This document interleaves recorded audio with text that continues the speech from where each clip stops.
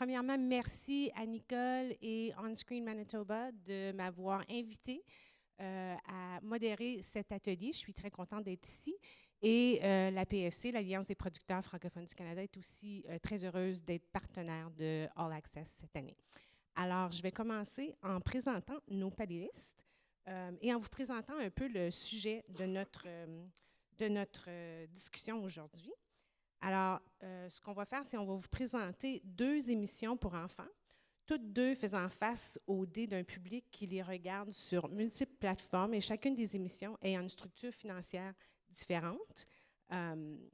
Donc, on a avec nous Chantal Lafleur de Production Avineda, on a Anthony Cauchy de TV5 Uni, on a Tracy Legault de Carte Blanche Film et on a Sandrine Péchel de Sardeau de TFO.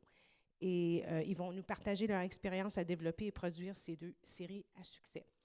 Alors, je vais commencer en vous présentant plus précisément Chantal, qui est productrice chez Production Avineda, cumulant plus de 20 ans d'expérience au sein de l'industrie cinématographique et télévisuelle au Québec. Chantal Lafleur a œuvré tant au niveau de la production que de la distribution. Ses plus récentes productions incluent Jenny 1 et 2, diffusées à UniTV, un projet multiplateforme incluant une série de fiction de 20 épisodes et un site Internet convergent et participatif.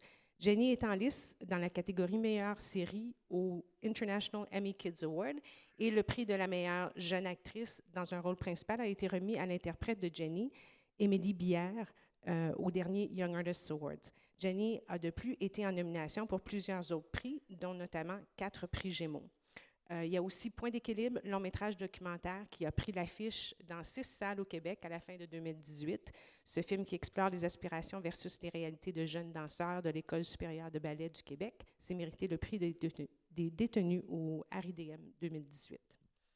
Maintenant, je vais vous présenter Anthony Cauchy, chef de la production originale à TV5 UniTV.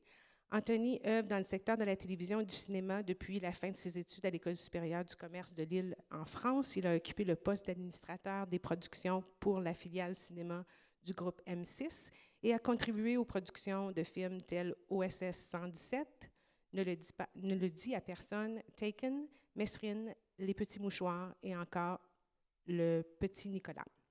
Arrivé à Vancouver en 2010, Anthony a travaillé en tant que producteur pour le studio d'animation et d'effets spéciaux GFZ Studio. Il a, entre autres, participé à la production de séries et unitaires pour les chaînes Hallmark, Sci-Fi, APTN ou encore CCTV.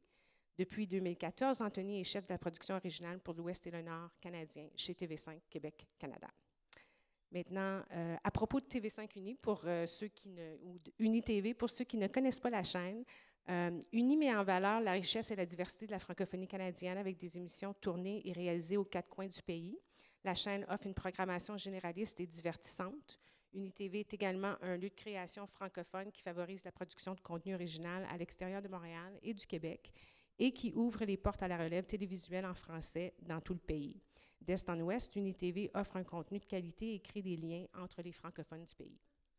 Maintenant, je passe à Tracy Legault, qui est productrice exécutive chez Carte Blanche Film. Tracy cumule 18 ans d'expérience dans l'industrie de la télévision, du cinéma et du multiplateforme. Depuis 2000, elle œuvre à titre de productrice pour diverses sociétés de production et a produit plusieurs séries en documentaire, fiction et jeunesse. En 2008, elle fonde sa propre maison de production, Carte Blanche Film. Avec un baccalauréat en beaux-arts et en gestion des arts, Tracy tire profit de la variété de sa riche expérience et sa créativité. Elle se tient à l'affût des enjeux à venir de l'industrie afin d'enrichir l'offre de contenu pour Carte Blanche. Parmi ses clients, le groupe média TFO, Idelo, UniTV et TV Ontario. Carte Blanche remporte plusieurs prix et nominations pour leurs travaux, notamment au prix Gémeaux et South by Southwest.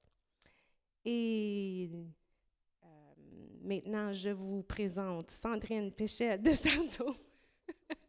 de Saint-Sardeau, directrice disruption et distribution multiplateforme jeunesse, groupe média TFO. On est presque fini.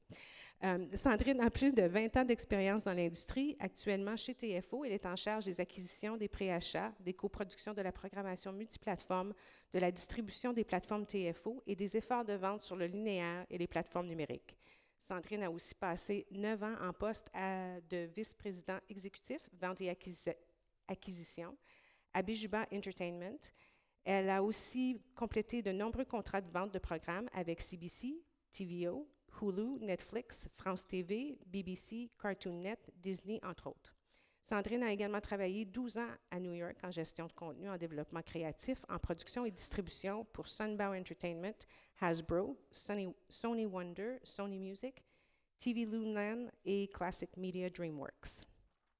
À propos de TFO, Groupe Média TFO, donc c'est une destination incontournable pour le public à la recherche de contenus éducatifs et culturels innovants francophones à l'avant-garde de l'apprentissage numérique. TFO sert 2 millions d'étudiants et 37 000 enseignants éducateurs en Ontario et au Canada et exploite la chaîne YouTube Minimation en français numéro 1 au Canada. Groupe Média TFO totalise 2 boutons d'argent YouTube et plus de 600 millions de visionnements pour l'ensemble de son réseau de chaînes. Ses contenus se sont mérités différents prix, d'Austin à Amsterdam, Kids Screen Awards, Gémeaux, Casey's, IBC Awards, South by Southwest, Film Design Awards et plus encore. Alors maintenant, je vais passer la parole à Chantal et ensuite à Tracy qui vont nous présenter leur projet et vont vous présenter des bandes annonces également.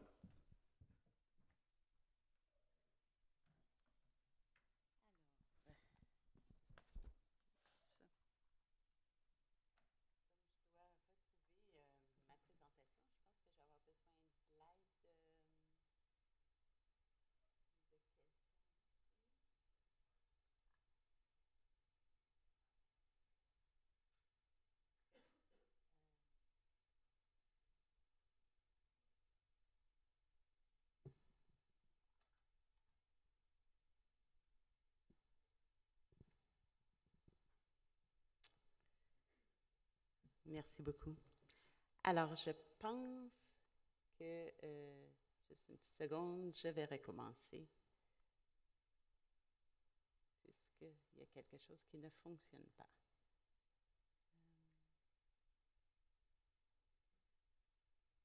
Je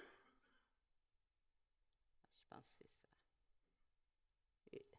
C'est un menu en anglais, donc je ne suis pas très habituée, mais j'en ai pour 3 secondes. Et voilà, je pense que je l'ai eu. Non, toujours pas.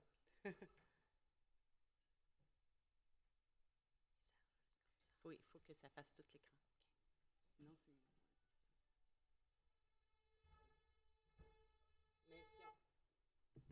c'est... Mais si on n'y arrive pas, c'est pas très grave. De toute façon, l'important, c'est que vous ayez une vue.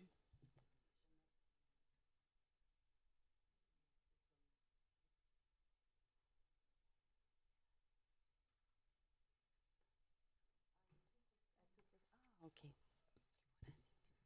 OK, parfait. Merci. Alors, Jenny, c'est un projet convergent. Donc, c'est une série de 20 épisodes de 13 minutes et c'est aussi un volet numérique participatif.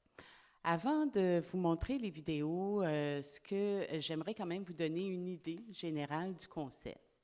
Tout d'abord, et je pense que c'est ça, quand on fait des présentations. Voilà.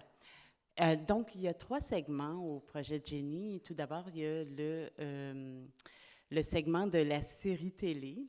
Et dans la série télé, Jenny, c'est l'histoire d'une jeune fille qui apprend qu'elle a la leucémie. Donc, dès qu'elle apprend qu'elle a la leucémie, elle est confinée à l'hôpital pendant 2 mois. Et la série la suit justement à travers tous ces traitements, à partir du diagnostic jusqu'à la guérison. C'est un sujet sérieux, mais c'est une série extrêmement positive et qui rallie beaucoup de personnes autour d'elle.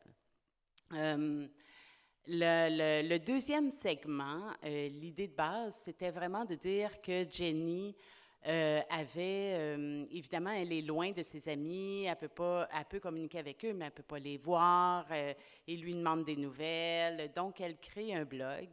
Et elle va donner donc beaucoup de nouvelles sur elle, elle va envoyer des vidéos, elle va envoyer des photos, elle va aussi avoir des amis qui vont lui envoyer des documents, des photos, des vidéos aussi, pour qu'elle puisse le mettre sur son blog. Donc, c'est sa façon à elle de communiquer avec les gens à l'externe. Et le troisième segment, l'idée en arrière du troisième segment, c'est vraiment le défi sourire. Et Jenny se rend compte que les gens la regardent avec tristesse un peu, parce que justement, ils sont tristes pour elle de ce qui lui arrive.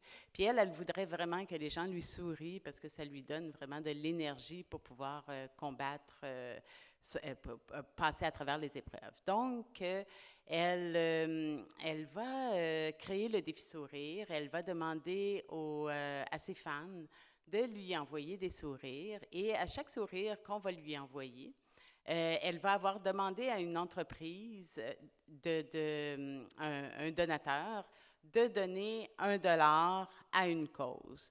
Le donateur, ça peut être Saint-Hubert, par exemple. La cause, ça pourrait être le CAN ou Société canadienne du cancer.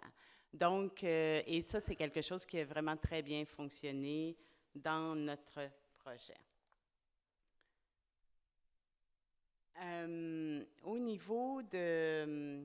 on nous a demandé évidemment de parler de la structure financière. Donc, au niveau de nos partenaires, nous, on a des partenaires avec des objectifs complètement différents. Tout d'abord, on a le Fonds TELUS, qui, lui, a un objectif vraiment lié à des productions qui parlent de la santé et qui veut absolument que les projets démontrent comment est-ce qu'ils peuvent annoncer, comment ils peuvent améliorer la santé des jeunes Canadiens. On a aussi le Fonds Chat. Et le Fonds Chat, c'est évidemment un fonds qui est vraiment dévoué aux productions jeunesse. On a aussi le Fonds Bell, qui est un projet qui finance finalement des projets numériques qui sont forts donc, et participatifs. Je dois mentionner par contre que le Fonds Bell n'a plus le programme convergent, donc comme on fait une deuxième saison, pour la deuxième saison, il a fallu se débrouiller autrement pour le financement. Et on a UniTV, on a aussi les crédits d'impôt et la part producteur. Je voudrais aussi dire que le Fonds TELUS participe aussi en marketing, donc peut donner un montant assez généreux en marketing, ce qui aide justement à développer toute la stratégie de marketing. Ici, on va parler un peu de la communauté de Jenny. C'est que, évidemment, c'est un projet, comme c'est un projet qui était le début du développement du projet, on avait TELUS dans l'ensemble des partenaires financiers. On a dû avoir beaucoup d'appui de la part du système de la santé. Et ça l'a beaucoup aidé à la communauté de Jenny.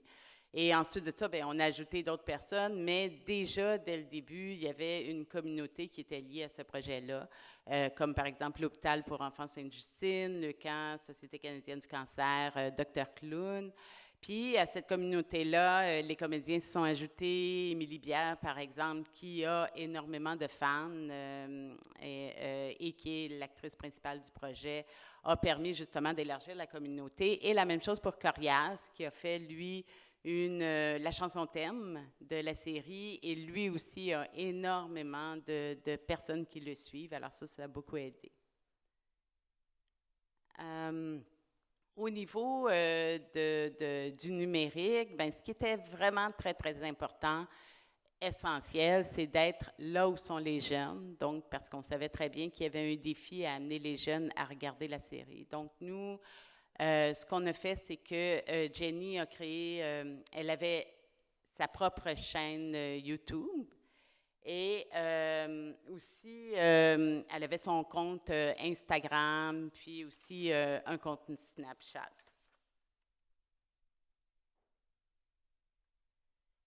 Au niveau du marketing, ce qu'on a fait de particulier aussi, c'est qu'on a créé un événement juste avant la première diffusion. On a fait une conférence de presse en lien avec l'Hôpital Sainte-Justine. Et on a aussi demandé à 3 YouTubers de faire quelque chose de particulier autour du projet de Jenny. Donc, on leur a demandé de faire une vidéo où peu importe, là, c'était à eux de décider ce qu'ils voulaient faire. Donc, certains ont fait des vidéos avec Jenny et il y en a d'autres qui ont fait des choses avec l'hôpital Sainte-Justine. Et ça a vraiment très, très, très bien fonctionné aussi. Donc, si je résume un petit peu, voilà. Donc, si je résume un petit peu, on avait notre campagne avec les YouTubers qui a été au niveau de la promotion, qui a été quelque chose qui a beaucoup aidé. On a fait aussi beaucoup de placements publicitaires, ce qui est très bien et peu coûteux. On a organisé la conférence de presse, je vous en ai parlé un petit peu plus tôt.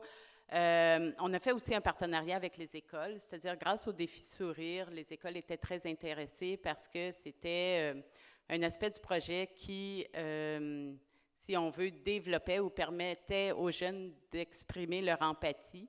Et les professeurs ont beaucoup utilisé ce segment-là dans leur classe en tant que projet. Évidemment, on avait tous nos partenaires de visibilité. Et là, j'ai oublié de dire que en fait, j'ai oublié de vous montrer les vidéos. Alors, on va vous montrer les vidéos maintenant.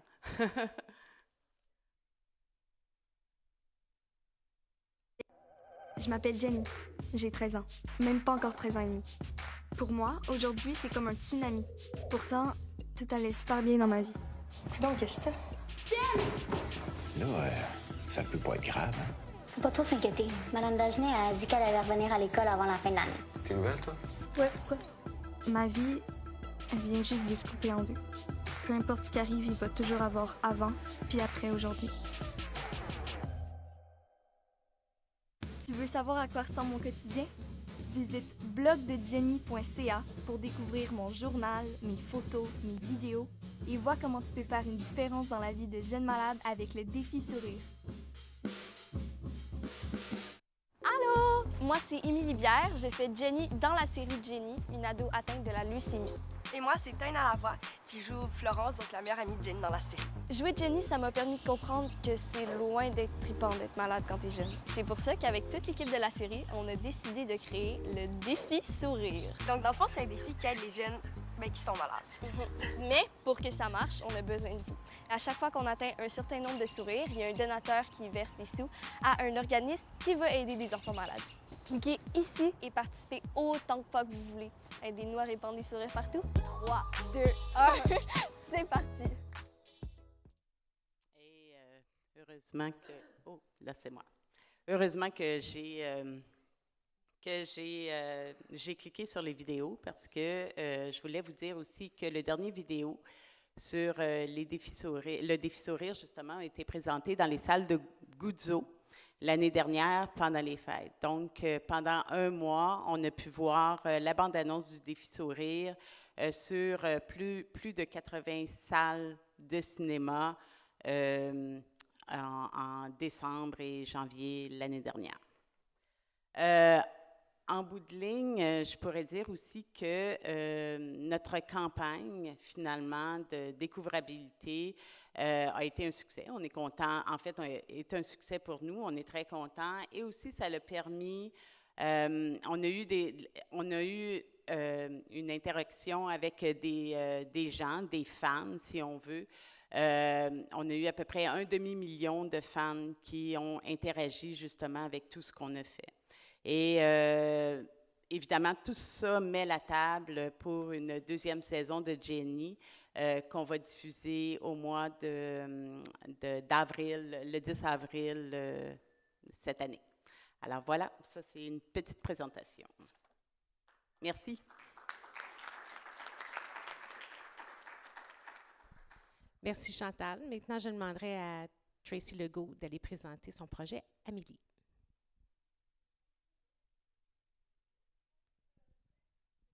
De commencer avec les vidéos?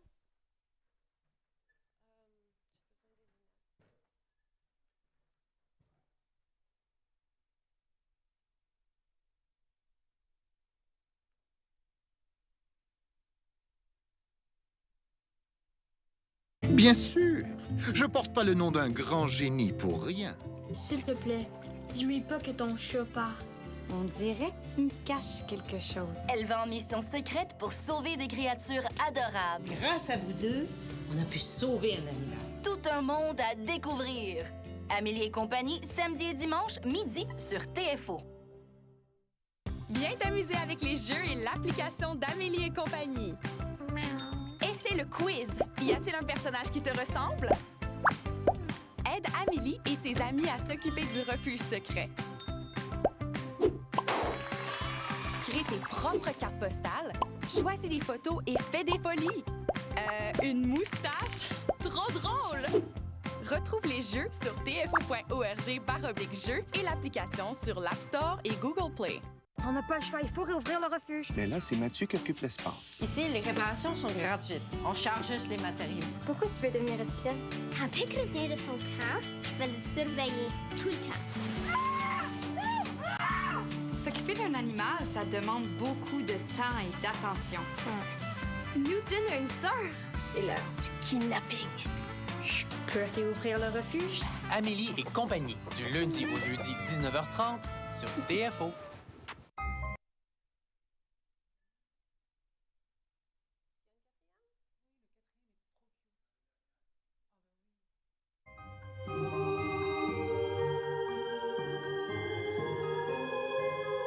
Pour la saison hivernale, faites comme nous les chats. Faites de longues siestes. Restez en pyjama toute la journée. Jouez sans modération. Redécorez à votre goût. Partagez votre boisson favorite.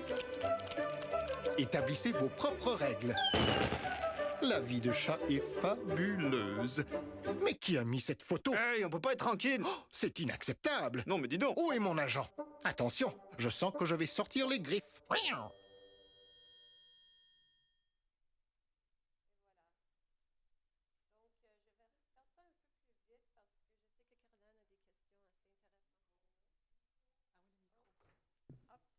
Je ne sais pas comment mettre les images à l'écran, je m'excuse. C'est vraiment ma première fois devant une audience, mais je peux commencer. Amélie, c'est une série Public Cible 6-9. C'est vraiment destiné à des jeunes francophones en Ontario, premièrement. Aussi des jeunes qui apprennent le français comme une langue seconde. Et aussi destiné à des francophones partout au Canada. Pour nous, à Carte Blanche, c'était un grand défi. On sait toujours que les séries jeunesse francophones sont établies à un coût à peu près 80 000 de demi-heure. Et là, je voulais pousser l'enveloppe un petit peu pour aller faire une série un peu plus... d'une qualité peut-être compétitive avec l'industrie anglophone. Et pour faire ça, il faut être très créatif dans tes contenus, mais aussi aller chercher des fonds le plus possible. Donc, pour gérer ça. Voilà. Pour nous, on a développé une série Action réelle avec des vrais animaux, entièrement tournée dans le nord de l'Ontario, en français, avec un chat qui parle. Donc, ça, c'était assez intéressant. Et on a trouvé des opportunités de financement, et là, on est rendu à 165 000 par demi-heure. Et voilà nos financeurs. C'est une longue liste. La Société de gestion du Fonds du patrimoine du Canada du nord de l'Ontario est le plus important. Sans ce fonds-là, la série ne serait jamais capable d'être produite. C'est intéressant parce que ce fonds a un mandat un peu vis-à-vis avec TFO. Donc, TFO veut aller rejoindre des francophones au public large, et ce fonds du Nord veut développer des économiques et les cultures en région. Donc, c'est un partenariat qui marche très bien. Nous avons aussi 2 enveloppes de le Fonds du média, Shaw Rocket, Fonds indépendant de production. Dans le jour, c'était le programme Cogeco. Pour nos numériques, on a le Fonds d'Ontario créatif pour les produits multimédia. évidemment les crédits d'impôt et un investissement du producteur. Les impacts régionaux sont très importants à mentionner parce que là, on est rendu dans notre 4e saison de la série. C'est un budget combiné d'à peu près 12 millions de dollars. Donc, c'est une estimation de 5,2 millions qui a été dépensée dans le nord de l'Ontario. Et avec ça, on fait des formations, des mentorats. Je peux dire que presque 80% de notre équipe provient de le nord. Et aussi, on a 3 enfants comédiens de la région qu'on a embauchés comme des comédiens principaux qui n'ont aucune expérience jouée sur la télé. Voilà nos projets numériques. On a commencé avec des jeux et dans la 2e saison, on a commencé une série digitale avec le chat qui parle, juste lui. Dans la 4e saison, on a une nouvelle série digitale qui s'appelle Ellie, l'écureuil d'exploratrice. Et je pense qu'avec la découvrabilité, on peut se parler ensemble. J'aimerais que les diffuseurs participent dans la conversation parce que c'est intéressant. Mais dans notre cas, on est vraiment des partenaires. On travaille ensemble, en collaboration pour toutes nos stratégies. Nos plateformes, on a 3 ou 4 différentes plateformes. C'est la télé traditionnelle, site web pour les jeux et les épisodes, le site web de TFO, et aussi T-Flix. C'est un nouveau chaîne YouTube spécifiquement de TFO pour les 6-9. Et là, tu peux voir tous les vlogs de Newton et les épisodes de la série. Donc, c'est là, on peut commencer avec les autres données. Oui, je voudrais aussi rajouter. Allez. Oh. Qu'il y a aussi, on a mis les épisodes d'Amélie, je ne sais pas si ça marche. Oui, ça marche. On a mis les épisodes d'Amélie et les vlogs de Newton, donc le component numérique, sur Idelo. Idelo, c'est notre plateforme numérique qui se dirige vers les écoles, les instituteurs, les parents, les étudiants, les écoliers. Et ça marche super bien. En fait, T-Flix, on a juste lancé la chaîne en février 2018. Donc, c'est des petits baby steps, hein, mais ça commence à avoir une belle pénétration. Et puis, mais Idelo, c'est vraiment, je pense, la niche pour Amélie, parce que c'est une destination éducative et une destination saine et sauve pour les parents. Il n'y a pas de advertising. Donc voilà, j'ai juste ajouté ça pour commencer le dialogue. Donc oui, on va commencer le dialogue. Alors moi, j'ai plein de questions à poser à nos panélistes, mais en même temps, je vais retourner vers vous dans l'auditoire. Alors s'il y a un sujet qu'on aborde et que vous avez une question qui se rapporte à ce sujet-là, cette thématique-là, je vous inviterai aussi à la poser au moment où est-ce qu'on est en discussion. Ça fait que je vais retourner vers vous une fois de temps en temps pour regarder malgré les spots. Je vais essayer de vous voir. Donc, on va commencer avec le financement. Alors, ma première question s'adresse aux 2 productrices. Alors, comment est-ce que la particularité ou la spécificité de votre projet a-t-elle influencé votre choix de montage financier? Alors, aller au Fonds des médias plutôt que pas, aller au Fonds de production indépendant certifié plutôt que pas, lesquels vous avez choisis. Alors, peut-être que je peux commencer avec Chantal. Tu peux peut-être me parler un petit peu de ça.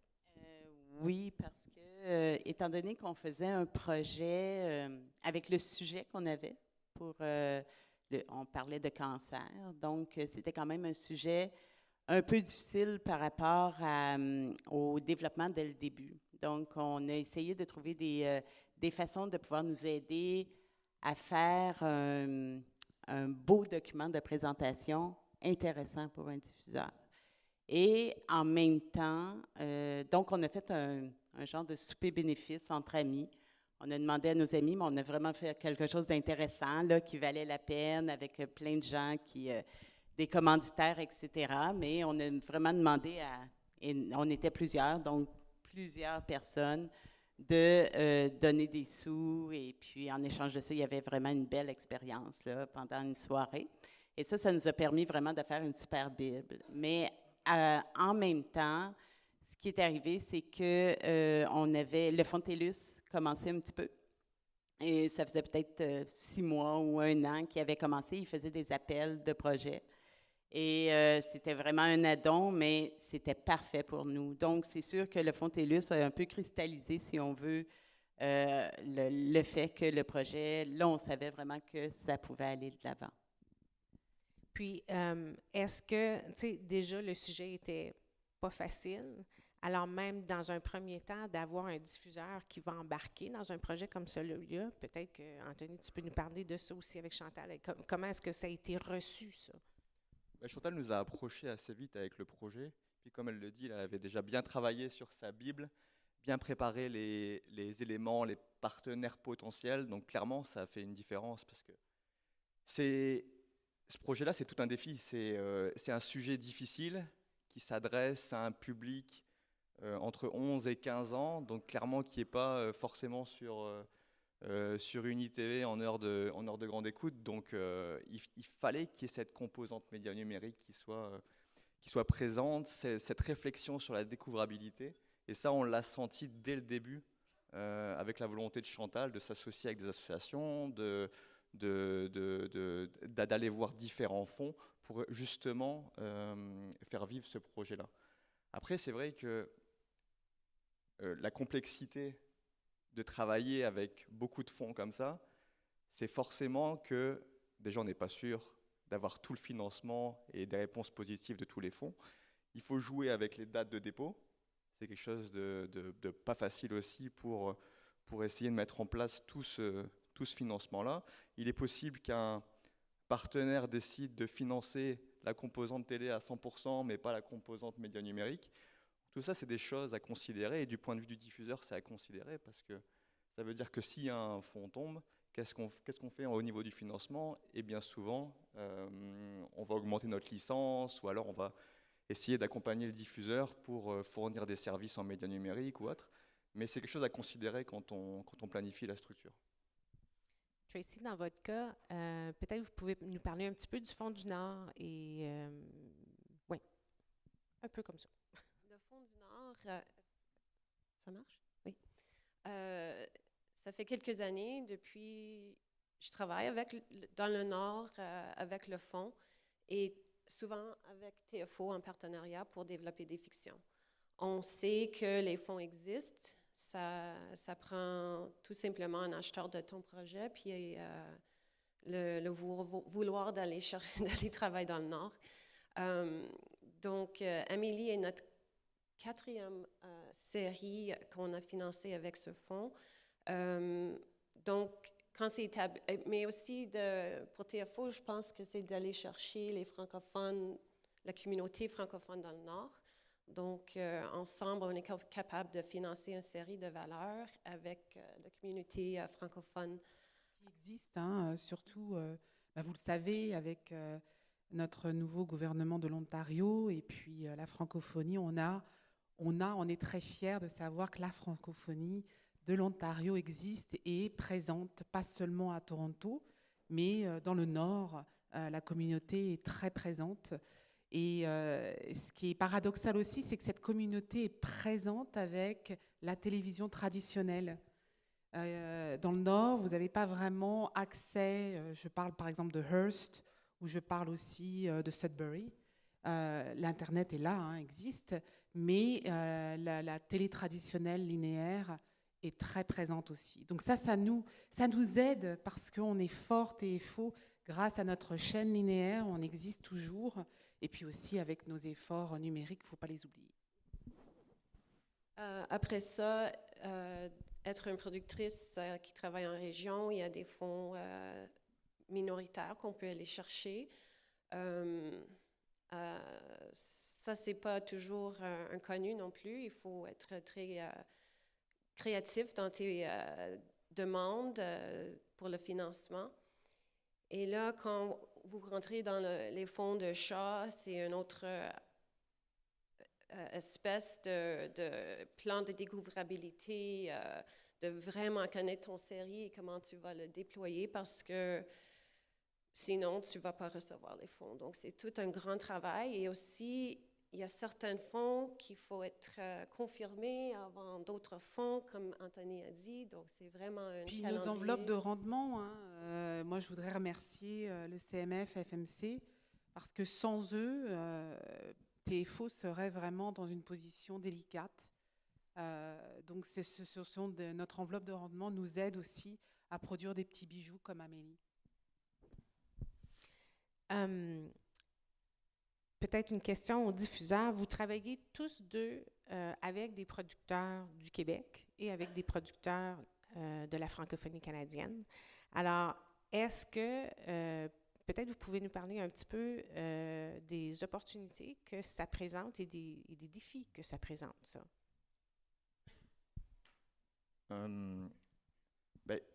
Clairement, nous, on travaille avec UniTV en majorité avec des producteurs en dehors du Québec. Et j'ai tendance à penser qu'il y a des opportunités de financement qui sont intéressantes à travers le FMC, le programme francophone en milieu minoritaire, qui nous permet de financer quand même un bon nombre de projets. Les incitatifs aussi au niveau de notre enveloppe de rendement, le fait d'investir aussi sur des projets considérés comme régionaux du point de vue du FMC nous permet aussi forcément d'avoir un incitatif à investir sur ces projets-là. Après, nous, on est quand même une chaîne assez jeune, là, on fête nos 4 ans. Il y a toute une logique aussi qu'on a essayé de comprendre de financement dans différentes provinces. Clairement, tout ce qui est crédit d'impôt, il y a tellement de variables entre produire un projet numérique en Ontario. Au niveau des formats, là on parle d'un format de 13 minutes. Produire un format de 13 minutes en Ontario, ça peut poser des complications au niveau des crédits d'impôt. Donc il y a plein de choses comme ça avec lesquelles on est obligé de jouer, qui peut avoir une certaine influence quand même sur le format et sur le type de contenu qu'on va développer. Donc oui, c'est source d'opportunités, mais aussi le fait qu'il y ait tellement de variantes aussi au niveau des financements, ça a tendance à impacter le contenu qui vient de chacune des provinces ou de chacun des territoires. Moi, je voudrais juste rajouter que quand on travaille avec des producteurs, productrices, c'est comme un mariage en fait. Et on veut tout pour que le mariage dure. On ne veut pas du tout aller en divorce. Donc, pour moi, c'est vraiment un partenariat mariage. On donne, on reçoit, mais on donne aussi énormément pour vraiment produire des belles choses avec une pérennité derrière. Je voudrais aussi dire que Tracy était très à l'écoute de notre message. Nous, on est pour la diversité et la parité. C'est quelque chose qui est très sensible à TFO. Et Tracy, avec ses comédiens qui venaient de tout l'Ontario, elle a su nous écouter et mettre une belle diversité. Parce que nous, notre francophonie, elle n'est pas québécoise. Notre francophonie, elle est canadienne. Elle est francophile, elle est francophone du Canada et à l'international aussi avec nos chaînes sur YouTube. Donc on s'adresse à une audience francophile, francophone de tout horizon. Et c'est là la beauté des choses. Et les producteurs et productrices savent ça de TFO. Ils viennent avec des beaux projets de diversité et de parité. N'oublions pas la parité. Est-ce qu'il y aurait des questions sur les structures financières, les modes de financement des projets? Oui.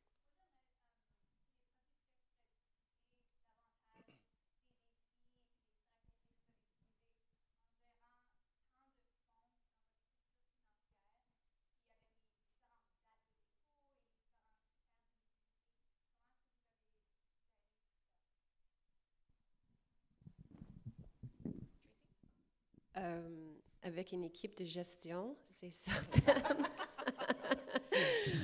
Sincèrement, c'est beaucoup de travail de le premier dépôt jusqu'à la fin pour tous les rapports et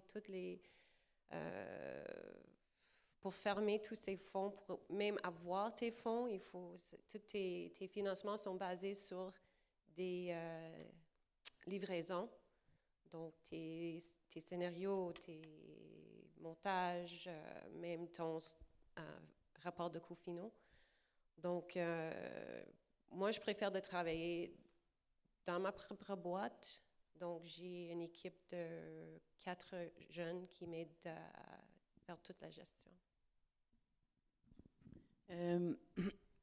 Nous, dans notre cas, avec Jenny, on a pensé que ce serait vraiment, en fait, je suis certaine là, qu'il fallait, que c'était essentiel, c'est qu'il fallait qu'on ait de l'aide en développement, vraiment pour que ça puisse fonctionner en production. L'aide au développement nous amènerait la possibilité de faire un démo et après ça, il y a aussi, il faut considérer tout ce qui est demandé par les fonds. Donc, en premier lieu, là, pour bien répondre à la question, on a regardé ce qui était nécessaire pour le Fonds TELUS en développement. On est allé avec ça. Ensuite de ça, on a regardé, on a déposé, on a eu l'argent, puis on s'est rendu compte que dans notre dépôt, puisqu'il fallait une composante numérique forte aussi pour le Fonds TELUS, on s'est rendu compte qu'on pourrait avoir de l'argent aussi au Fonds Bell. Donc, on est allé aussi au Fonds Bell et on a pu, à ce moment-là, aussi, du côté numérique, développer le projet. Ensuite, une fois tout ça fait, j'étais à peu près certaine que le Fonds TELUS, ça fonctionnerait parce qu'on a vraiment respecté leurs critères. J'étais certaine que le Fonds Bell, pratiquement certaine que le Fonds Bell fonctionnerait aussi parce qu'on travaille avec une firme qui s'appelle Tobo, qui est vraiment une des firmes à Montréal qui va très bien dans ce domaine-là. Et donc, l'inconnu, c'était vraiment le Fonds Chat.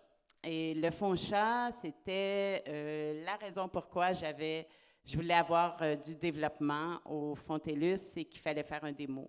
Et on voulait vraiment que ce soit le démo qui représente exactement la série avec la qualité au niveau de la photo, au niveau de l'interprétation, etc.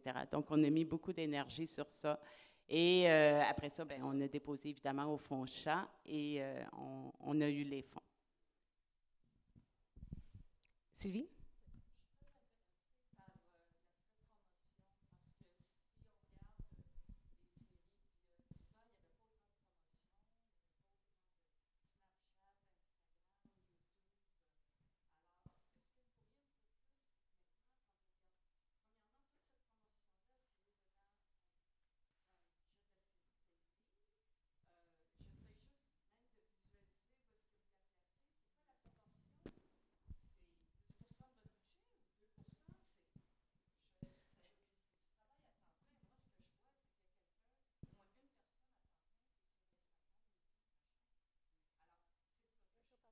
Est-ce que vous avez tous compris la question de Sylvie?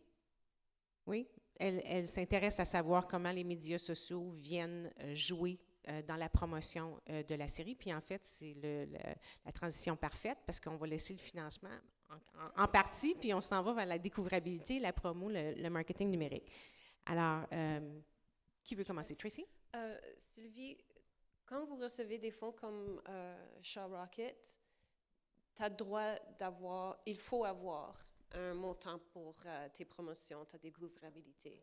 C'est demandé de le départ. Et ça peut être des promos sur les réseaux sociaux, même la gestion, ça peut être compris. Mais pour les autres fonds, des fois, c'est pas clair.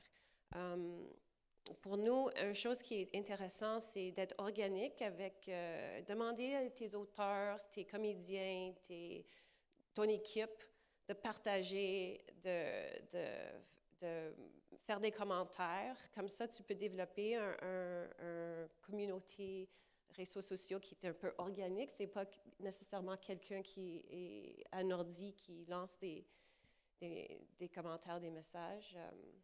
Mais pour nous, moi, j'essaie de le garder assez proche. Donc, j'ai engagé quelqu'un qui fait tout ça pour nous. Mais aussi TFO, alors. Oui, surtout avec les vlogs de Newton. Donc, c'est le volet numérique. Volet 1, c'était les jeux. Puis, on s'est dit, Tracy et moi, qu'il fallait que le petit chat, là, il faudrait qu'on l'utilise quelque part. Et il est craquant, ce petit chat. Donc, on va lancer les vlogs sur Netflix. Ce n'est pas encore sur Netflix, mais on va s'aider du Facebook parent qui s'appelle Mini ABC, qui est très, très fort. Mini ABC Facebook de TFO. Et donc, on va faire un relais des vlogs là-dessus. Parce que les parents, ils vont craquer sur les chats. Et c'est du contenu famille, co-viewing. Donc, on va s'aider de ça. Il y a aussi donc la chaîne Netflix, on fait des campagnes. Et puis, on va faire aussi un relais sur toutes les chaînes YouTube. On en a 24 à TFO. Et Idélo, comme je l'ai dit, Idélo, c'est vraiment la destination saine et sauve pour les parents. Alors, c'est vrai que Amélie et les vlogs de Newton, c'est une belle complémentarité. En fait, c'est une extension de la série. Les vlogs de Newton, c'est comme ça que je l'appelle. Et ça complète, en fait, le rendez-vous. Et puis après, il y a la chaîne linéaire, bien évidemment. Mais, clairement, ça demande un budget conséquent. De notre côté, si on prend le budget de la composante média numérique et du côté découvrabilité, ça représente environ 30% du budget télé. Donc oui, c'est conséquent. Le fonds TLE, a permis de mettre en place en partie ce budget-là, parce qu'il contribuait aussi de manière importante à la découvrabilité et puis à la composante média numérique. Donc ça a aidé énormément. Si on était dans une logique plus habituelle de financement ou FMC, Sylvie, tu le sais, on ne serait pas sur les mêmes budgets en fait. Clairement, au niveau du FMC, si on veut être riche et élaboré, considéré comme du riche et élaboré dans le développement de nos composantes médias numériques, c'est plus de 50 000 $ au niveau du budget. Et en tant que gestionnaire de budget diffuseur, on ne peut pas aller énormément à plus que ça sur nos projets en fait. Si on veut pouvoir développer des composantes médias numériques sur tout le volume de projets qu'on fait nous pour UniTV, c'est compliqué pour nous d'aller au-delà de ça. Donc c'est là où Chantal est venue avec ces options-là qui permettaient de faire vivre toute cette stratégie média numérique qui venait avec le projet. Oui. Ouais, moi j'ai une question, Chantal, c'est Sandrine. Les médias sociaux, Instagram, Snapchat, c'est à partir de 13 ans. Et Jenny, c'est du 11-15. Avez-vous eu des problèmes avec ça? Il fallait vraiment être sur ces réseaux sociaux-là. Ça, c'était un incontournable. Donc, ce qu'on a fait, c'est que on annonce la série 8-14, mais le blog, c'est plutôt... tout le volet numérique, c'est plutôt 12-13, entre les deux. Donc, on est comme... Mais ça a été... Ça, c'est une autre discussion, parce qu'au Défi Sourire, tout ce qui passe par le Défi Sourire, ça ne pouvait pas être n'importe quelle compagnie, et c'était dommage, parce qu'on était, en plus d'avoir, c'est quand même quelque chose qui... Il faut convaincre quelqu'un de donner à une cause, etc., et ça, on a quand même réussi à accumuler 30 000 $ quand même pour une cause. Mais ça aussi, c'est compliqué avec toutes les lois parce qu'on ne pouvait pas avoir n'importe qui. Ben, en fait, c'est pas n'importe qui, mais on ne pouvait pas avoir un donateur lié à la bouffe, à la nourriture.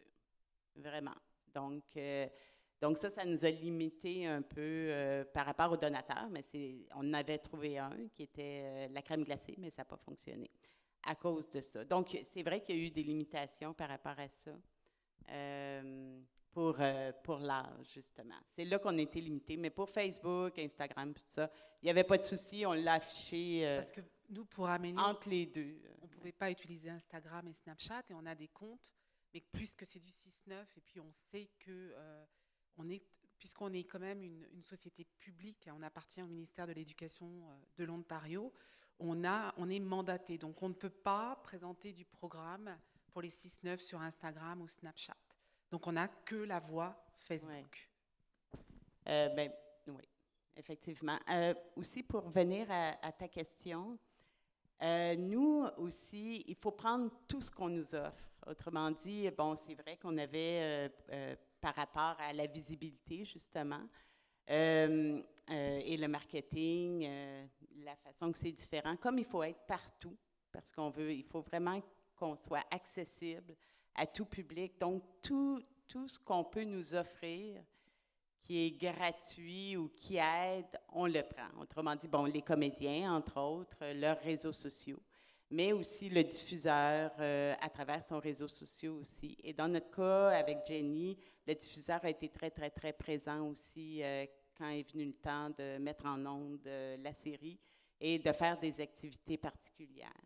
Et on a fait affaire aussi avec une firme qui est une spécialiste, Tobo, qui est une spécialiste des réseaux sociaux. Alors, eux, évidemment, quand on a déposé au départ, ils n'étaient pas encore autant dans le marketing qu'ils le sont aujourd'hui.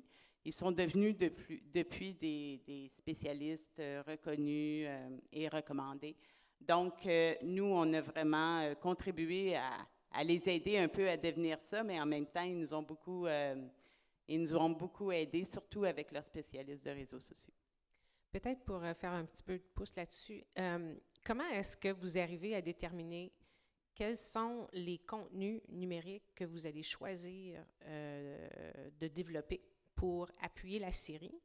Et dans cette perspective-là aussi, le choix d'héberger le contenu sur la plateforme du diffuseur ou sur un site web développé pour la série ou sur les mécanismes que vous utilisez dans votre boîte de production pour faire la promotion de vos œuvres. Comment est-ce que cet équilibre-là se fait et le pourquoi de ces choix-là? Ce qu'on a fait pour Jenny sur notre site diffuseur, donc à uni.ca, on a hébergé les épisodes qui étaient en rattrapage, aussi de l'information sur la série, et puis quelques capsules qui étaient produites pour le volet de la composante média numérique. Mais c'était important pour nous et essentiel qu'il y ait une communauté qui puisse se créer autour de Jenny, tellement le sujet était fort. Une actrice en particulier, Émilie Bière, qui avait déjà son réseau qui était établi. Donc pour nous, c'était assez logique qu'il y ait un blog qui soit dédié à ce contenu-là. En plus de ça, et puis ça, je pense que c'est une tendance pas mal au niveau de la fiction, mais de la fiction jeunesse aussi. J'ai l'impression que ce qui marche bien, c'est quand le contenu qui est publié sur les médias sociaux ou même sur le site peut être ce qu'on appelle homochronique, c'est-à-dire que ça va suivre l'évolution de la société et on va essayer de faire pour que par exemple l'actrice puisse rebondir sur des sujets d'actualité ou sur des choses qui existent dans le actuel. On n'est pas sur une planification 6 mois à l'avance avec un contenu totalement déconnecté de la réalité. Ça, c'est un point important. Et l'autre point qui était important pour nous, c'est que le contenu qui soit développé au niveau média numérique puisse un peu remplir les ellipses temporelles entre les épisodes. Donc des fois, il y a une journée, une semaine, un mois qui va se passer entre les épisodes. Le fait que Jenny ait son blog qui soit séparé, ça permettait de remplir ça et puis de donner du contenu pour les jeunes qui étaient derrière, qui disaient, voilà, grâce au blog, je sais ce qui se passe entre 2 épisodes où il peut y avoir des semaines qui vont se passer. Je pense que ça aurait été plus compliqué si on l'avait fait directement sur notre plateforme uni.ca, qui est très généraliste. Là, au moins, les jeunes pouvaient trouver ce contenu directement sur le blog. Sur Idelo, on a décidé, parce qu'encore une fois, Idelo, c'est la destination école, institution, établissement scolaire, parents, familles, écoliers. On a décidé de mettre toute la saison 1 de Amélie en conjonction avec la diffusion linéaire et en même temps de mettre quelques épisodes sur Netflix avec les vlogs de Newton. Alors là, on n'a pas mis que les capsules parce que YouTube, vous savez comment ça marche, hein, c'est énormément de data, pas seulement à voir, mais vraiment à analyser pour avoir des stratégies de diffusion et de distribution numérique. Donc on a un service à TFO, des experts statistiques et data, metadata, et on a décidé avec les Metrics de faire des compilations des vlogs de Newton, parce qu'une capsule sur YouTube, ça se perd. Des compilations en loop, c'est les parents, ils savent que l'enfant, surtout les 6-9, regarderont au moins du 12 minutes non-stop sur le YouTube. Donc ça, c'est très intéressant comme information, comme feedback. Donc on a décidé de faire ça, on a lancé ces compilations il n'y a pas longtemps, là, donc on va avoir le data un petit peu plus expressif, on va réanalyser, on va se repositionner, réanalyser, C'est une évolution, hein, c'est une remise en question aussi tout le temps en tant que diffuseur. On n'est plus dans les années 90 ou 2000 où on mettait notre contenu sur le linéaire et là, on travaille conjointement avec le producteur parce qu'on veut qu'il y ait une vie, on veut qu'il y ait plusieurs saisons, on veut la fidélisation. Et la découvrabilité nous amène à cette fidélisation. Puis comment est-ce que ça a eu un impact sur le public cible que vous aviez identifié au départ et ce que vous avez recueilli comme données? Est-ce que vous vous êtes rendu compte que c'était effectivement le public cible qui s'intéressait à votre produit et par où il passait? Et est-ce que vous pouviez percevoir une augmentation, par exemple, de l'auditoire pour la série linéaire? Comment est-ce que la conjonction se fait là? Nous, pour nous, ça a vraiment été un test grandeur nature. Parce qu'on avait planifié une distribution assez linéaire. On diffusait 2 épisodes à la suite à la télévision. Après, on avait prévu, comme d'habitude, de le mettre en catch-up pendant 7 jours sur notre site. C'était ce qui était prévu. Assez vite, on s'est rendu compte que le public n'était pas au rendez-vous à la télévision, en tout cas pas autant qu'on voulait. Par contre, il y avait un boom assez hallucinant au niveau de nos visites sur notre site internet. 90% des gens qui sont venus regarder les épisodes Génie sur notre hub étaient de nouveaux visiteurs. Qu'on allait chercher un public qu'on n'avait pas avant. Et ça nous a beaucoup influencé sur notre stratégie. Donc tout de suite, on s'est dit, on va mettre les épisodes en stacking, accessibles, tous les épisodes accessibles en même temps. Et donc ça, on l'a laissé quasiment même, je pense, jusqu'à 2 mois après la diffusion. Et ça a permis de faire vivre la série de Génie.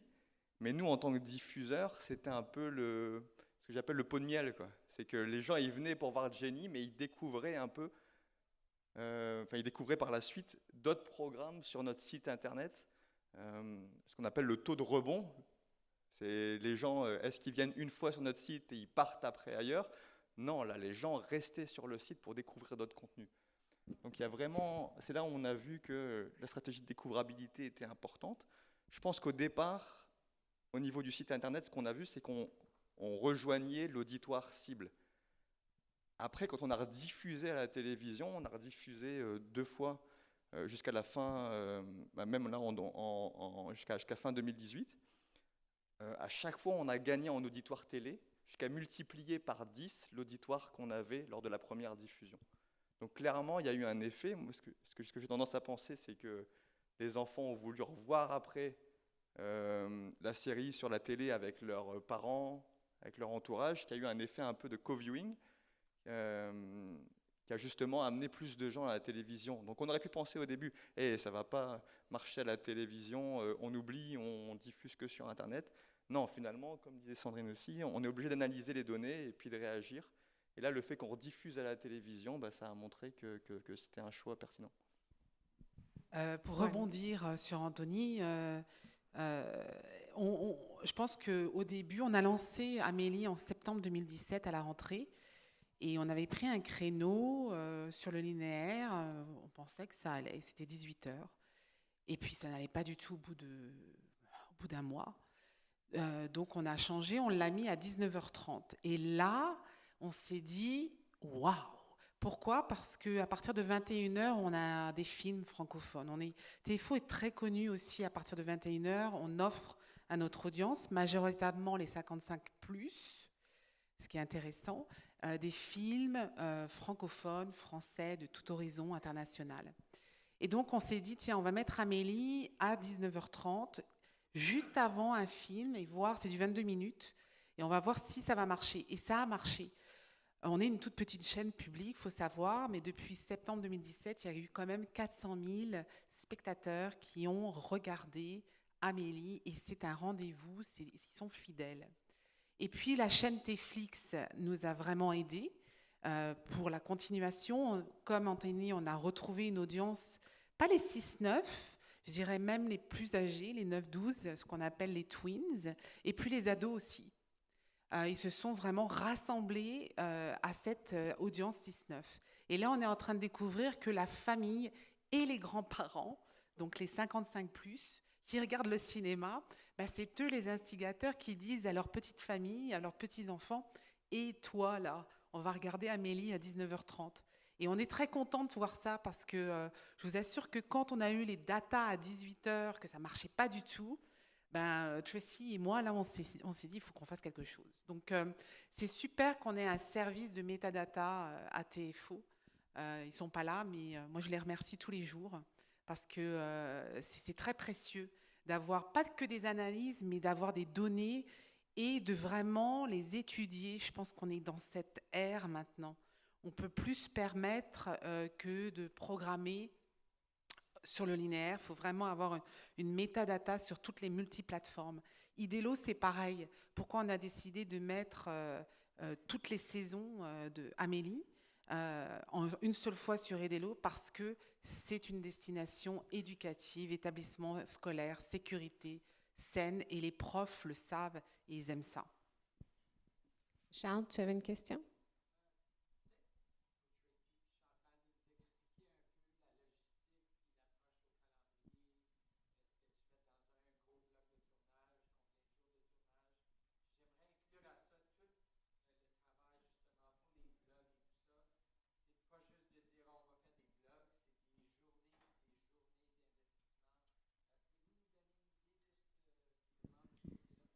Oui, au niveau du tournage, nous, on a tourné en vrac. Donc, on avait des considérations parce qu'on savait qu'on n'aurait pas énormément d'argent pour faire la série. Donc, par exemple, on a essayé de se limiter pour les lieux de tournage, pour le nombre d'acteurs dans chaque épisode, etc., etc. Et on a tourné la série en 20 jours et c'est 20 épisodes, malgré le fait qu'on était en vrac.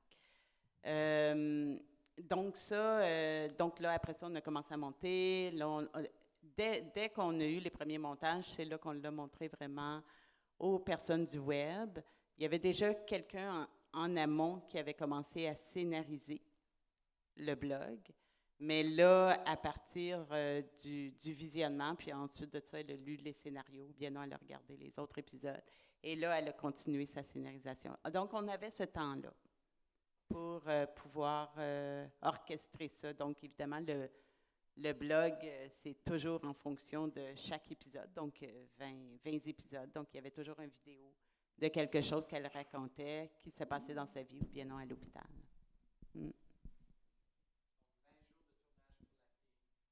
20 jours de tournage pour la série. Pardon?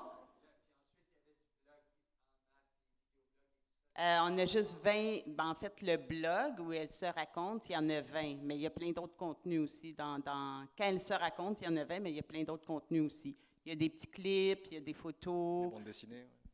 Ouais. Des bandes dessinées. Son frère fait des bandes dessinées, il lui envoie des paroles d'encouragement. Donc, on n'a pas juste la vidéo dans son blog, il y a vraiment beaucoup de... On a fait aussi, juste pour le mentionner, avant, parce qu'évidemment, la première journée qu'on diffuse, il faut quand même avoir présenté notre site web, là, si je l'appelle comme ça, avant. Donc, on a fait des vidéos de présentation. Donc, on était dans la chambre. Jenny nous présentait sa maison, on va dire. Elle n'était pas encore malade, mais elle nous présentait, elle parlait d'elle, etc. Mais c'était comme vrai. Alors, Tracy? Pour nous, notre calendrier, c'est un peu différent avec d'autres séries, avec plusieurs saisons. Là, on vient juste de lancer la 2e saison, mais on se prépare en production pour la 4e. Donc, on est un peu en écriture, en post-production, en lancement en même temps. Pour nous, parce que c'est des jeunes live action, moi, je préfère de faire ça comme toi fais en vrac. C'est un tournage de 65 jours, tout un jour après l'autre. On prend peut-être une semaine de relâche, mais on tourne 18 épisodes dans 3 mois. 22 minutes sans pause. Donc, une première saison, c'est toujours le grand défi. Mais après ça, ça devient un peu une machine. Donc, on sait toujours nos dates de livraison sont pareilles une saison après l'autre. La première saison, pour le numérique, on a décidé de faire des jeux et on a changé ça pour la deuxième saison parce qu'on trouvait que les jeux et les apps, c'est vraiment saturé en jeunesse pour les jeunes. Donc, à moins que ça soit Disney ou des choses d'une popularité immense, les jeux, ça se perd. Et donc, on s'est dit à TFO avec Tracy, faisons ce petit chat là, Newton, il est trop chou. Et puis, tu as des histoires de... Il y a une série des vlogs de Newton où Newton, en fait, interview d'autres animaux. Et tu me racontais des histoires, les 2 chèvres, par exemple. Donc, il y a 2 chèvres qui arrivent dans le studio. Et il fallait que tu les mettes sur le sofa. Donc et il y a Newton qui les introduit. C'était un travail incroyable. 200 capsules. D'animaux. C'est pas drôle. En tout cas, on travaille les 2 projets simultanément, en même temps. Donc, j'ai une équipe qui travaille les vlogs, une équipe qui travaille en production. Les vlogs, on les produit à Ottawa. Et pour les vlogs, on a pensé pour simplifier les choses, on prendrait 10 thèmes différents pour faire les 100. Honnêtement, il y a 10 différentes petites productions exemple, dans les 100 vidéos. Voilà, il y a un thème, les grandes histoires, les grandes histoires que tous les enfants connaissent, des contes Andersen, par exemple. Eh bien, Newton va les raconter, mais avec un twist. Et ça, les enfants adorent parce que c'est pas du tout predictable. Et on se rend compte qu'ils sont très friands de ces petites histoires racontées par des animaux. Alors, moi, j'ai une dernière question pour clore le tout. Alors, en 30 secondes, chacun, qu'est-ce que vous feriez de différemment dans la prochaine série? Parlons plutôt en termes d'auditoire et d'attirer un auditoire vers votre projet. Là, c'est quelque chose qu'on a déjà mis en place dans le développement de la saison 2, mais forcément, comme tu disais, Caroline, le fait de donner tant d'importance aux données, puis d'y avoir accès, de pouvoir l'analyser, ça a une influence pas seulement sur la stratégie de distribution, mais aussi sur le développement du contenu. Parce que nous, ce qu'on s'est aperçu, c'est que forcément, il y avait un public entre 11 et 14 ans qui était très, très présent, mais on s'est dit, on veut aussi que la série soit vue à la télévision. Sur Uni, on a un public télé qui est plus 18-44 ans. Comment on fait pour rejoindre ce public-là ? Et c'est là où on a décidé, en saison 2, de donner plus de place aux adultes de la série, au père, Patrice Gona, pour justement essayer d'aller chercher ce public-là. Puis on a travaillé aussi dans la scénarisation pour faire qu'on puisse rejoindre le public. Donc c'est vraiment au niveau du créatif qu'on a essayé de revoir les choses, parce que sinon, au niveau médias numériques, tout ça, c'était ça a bien marché en saison 1, donc autant essayer de consolider la communauté qu'on avait déjà réussi à créer. Ouais.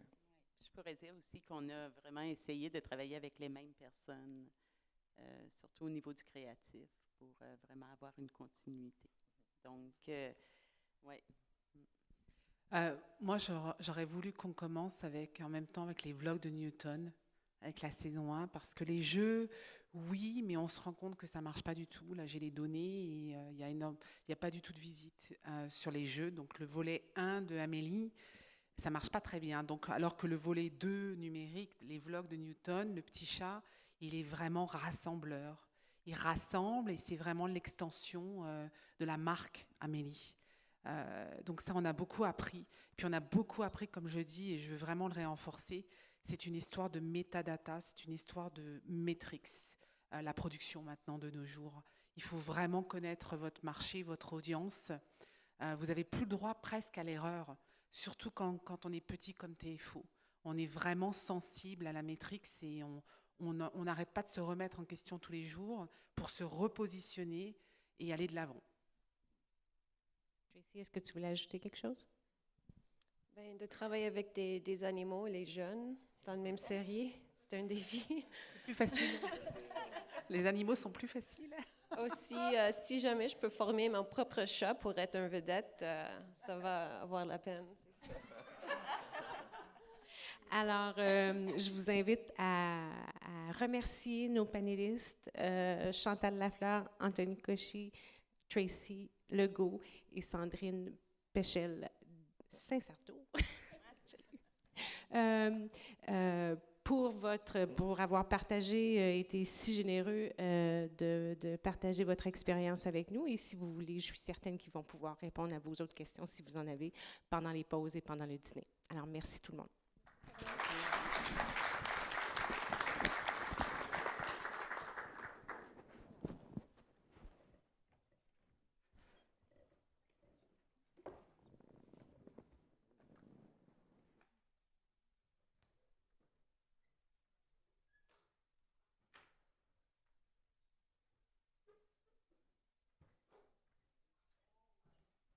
Bon, on va faire un petit mini-pause, là, pas plus de 5 minutes, juste qu'on puisse passer à la salle de bain si on en a besoin, et pendant que le prochain groupe se met sur scène. On sera de retour très bientôt. Merci encore à ce panel très intéressant. Donc, rendez-vous dans moins de 5 minutes.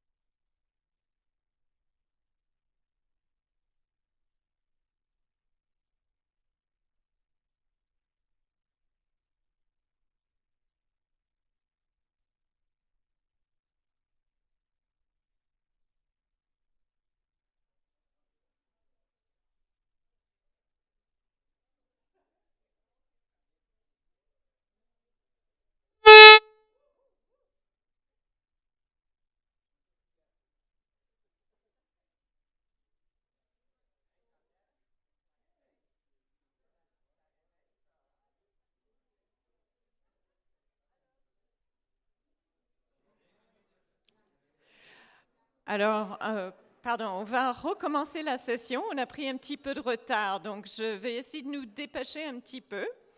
Alors, notre prochaine session, c'est l'occasion de prendre connaissance avec 2 télédiffuseurs qui sont ici pour la première fois. Et une télédiffuseur qui vient depuis longue date. J'ai quelques notes aussi avant qu'on continue ce matin.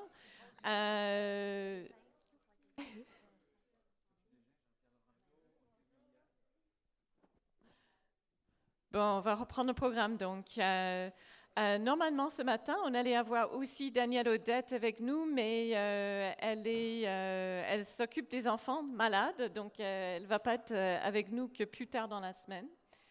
Mais ce que nous avons ici, c'est 2 télédiffuseurs qui sont ici pour la première fois. Et puis Jean-Pierre Laurando qui est ici depuis le début.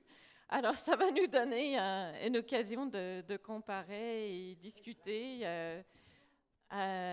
des différentes possibilités des télédiffuseurs. Et ensuite les fonds. Bonjour Claire et bienvenue. Justement, puisque Claire arrivait un peu plus tard, on s'est dit qu'on allait séparer les 2 sessions. Donc, on va commencer avec les télédiffuseurs et Florent Chiraud va modérer puisque Nadine Pinette est malade. Alors, allons-y. Voilà, donc je prends le relais. Merci beaucoup, Nicole. Merci à On Screen Manitoba,